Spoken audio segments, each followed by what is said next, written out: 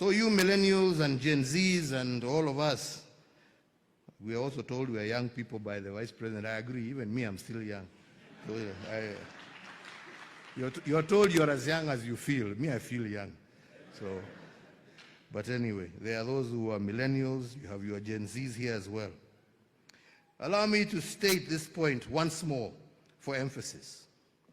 Nobody outside of Africa is coming to save you. Do not have any misguided thought that there's anybody who is coming to save you. In the words of Eldridge Cleaver, an American writer and civil rights activist, you are either going to be part of the solution or you are part of the problem. This message holds true today as it did decades ago at the height of America's civil rights movement. The good news also, however, I believe, is that I have witnessed such a pivotal moment to effect change. All the elements necessary to bring about lasting and irreversible change are currently within your grasp as young people. And why, you say, do I say this? And let me just say, for starters, again, as has been mentioned, the demographics, first and foremost, are in your favor. The median age across our African continent in 2025 is 19.3 years, against a global median of 30.4 years. This means that over 65% of all Africans are below the age of 25. You have the numbers, you have the time, you have the energy to get involved and stay involved in governance discussions until you effect the change you wish to see. You have the time. Our elder, Mzee here, told us that when he stood here starting his journey, he was 23 years old. He's now 88, going 89, still fighting. Some of you have not even touched 23, and you are lamenting. My friend, this is a call to action. Get up and start moving. This is your call to action. Now. Now is the time. Now. Not tomorrow, not the day after, not after you graduate. No. Now is the time. Now.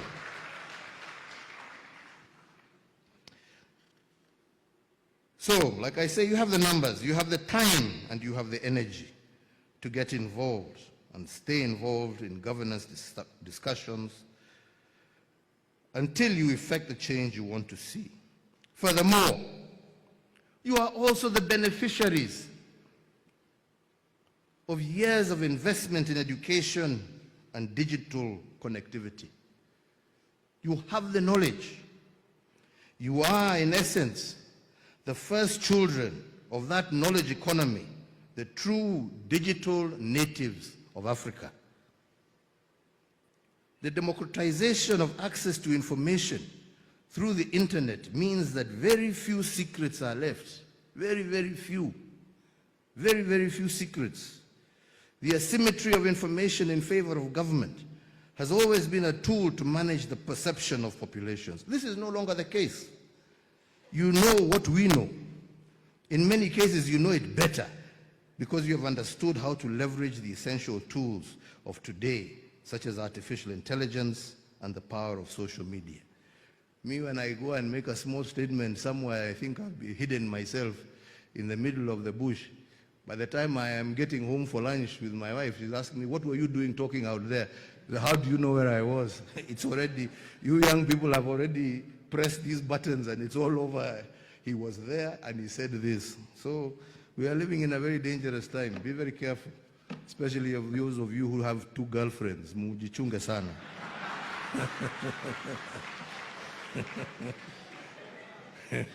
I hear these days they can even follow you, you know. She can just say, I don't know, follow me or track me, I don't know what.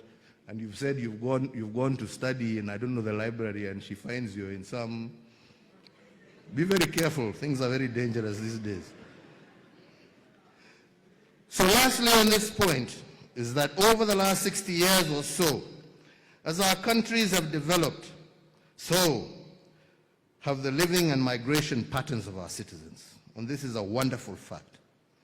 Millions of families have moved from rural towns to large urban settings in search of opportunity and better life. This migration has created a new generation of non-ethnically homogeneous populations across the country.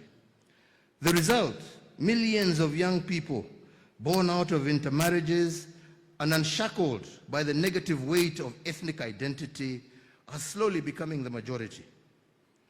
As I alluded to you earlier in my speech, never before have there been such ideal conditions to break loose from the generational curse of our forefathers and of some of us that saw us remain chained to ethnic and cultural differences as a way to distribute wealth and political power. Finally, let us tackle the last one that I posed to you. What does it mean to be a young African competing for limited economic opportunities with close to 1 billion other young Africans? And I believe we need to see our strength in numbers as Africans. And in spite of having the world's youngest population and a market size of over 1.5 billion people, Africa still accounts for less than 2.5% of global trade. We have designed our trade corridors to favor extraction as opposed to intra-Africa trade, meaning that today it is easier for a Kenyan or a Ugandan to sell tomatoes and avocados to the European Union than it is to supply our brethren in West Africa. Similarly, unfortunately, it is easier for an American or European passport holder to visit African countries visa-free than it is for an African to traverse their own continent. If we are to create economic opportunities for our youth, we need to remove the barriers that prevent the actualization of the African Continental Free Trade Agreement, of the East African Protocol on Trade. We need to remove every single barrier. We must stop being paranoid about each other and give preferential treatments to African passport holders to visit and to do business anywhere on their continent. We must design our transport and logistics infrastructure to point inward to facilitate more cross-border trade by allowing for the affordable and efficient movement of people, goods, and services across our continent. And closer to home, we need to reflect on our education curricula. Are we training our children for the jobs of the future?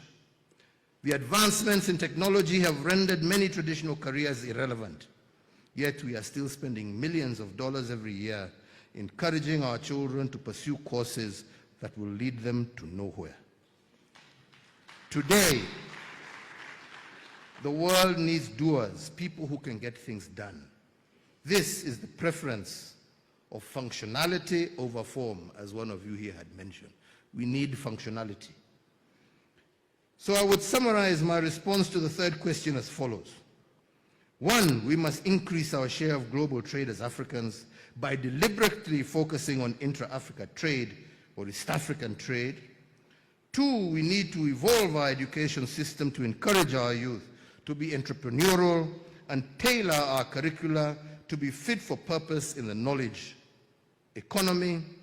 And three, we need to actively influence the adoption of domestic policies on macroeconomic management that create a conducive environment for the private sector to thrive. So, ladies and gentlemen, I've always been passionate about the role of our youth in leadership, and it is a subject that I can talk about for hours on end. However, I'm cognizant that today we are limited in time to exchange these ideas. So I would just like to touch on some perspectives that I have garnered from my 30 years or so in active politics and my 10 years as President of the Republic of Kenya. And these perspectives delve into the basics of leadership and what I feel are the irreducible minimums that we must all aspire to as leaders in the new world that we are navigating. The first of these is integrity and leadership. And this is not merely a moral idea, it is a practical necessity. It involves the conviction to do right when it is costly, and to serve when it is easier to exploit. Integrity builds legitimacy, and legitimacy fosters peace. Leadership is a journey filled with challenges and triumphs. Reflecting on my own tenure, I did face numerous challenges, including corruption, rising debt levels, so on and so forth. But these experiences taught me that humility, listening, and continuous learning are the core to ethical leadership. Courage, my friends, courage is the underestimated quality, but it is something that you shall require in abundance if you are to transcend ethnic mobilization for power, short-term populism, and dependency on elite networks. Leadership should be based on vision and competence, not tribal affiliations. Policies should be designed for long-term national benefit, not immediate political gain. Opportunities should be accessible to all based on merit and hard work. Focused and determined is what you shall need to be in order to confront the status quo and compel a shift to a merit-based governance model that values competence over connections, transparency over transactional politics, and places citizens, not politicians, at the center of public service. Young leaders, as I conclude my remarks, I would like to recognize that universities like this are not just centers of learning, but they are incubators of change. They nurture values, ethics, and civic consciousness. You as guild presidents and student leaders are not merely representatives of your peers, you are the trustees of tomorrow's Africa. Your leadership today will shape the governance structures of our nations tomorrow. The power of an integrated East Africa lies in shared values, youth-led civic movements, and collaborative governance reforms.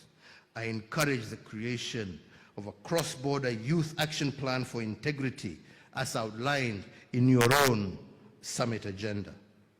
You are the first true East African generation. Think beyond borders. Think vision. For you, your sake, and for the sake of future generations, my call to action for our youth is to lead with conviction, not convenience. To our institutions, I ask you, empower and equip these young leaders meaningfully with the skills and knowledge they need to actualize their potential. To the development partner present, it is my hope that you shall consciously invest in an integrity-driven leadership development. It is said that history is often written by the powerful, but the future will be shaped by the principle.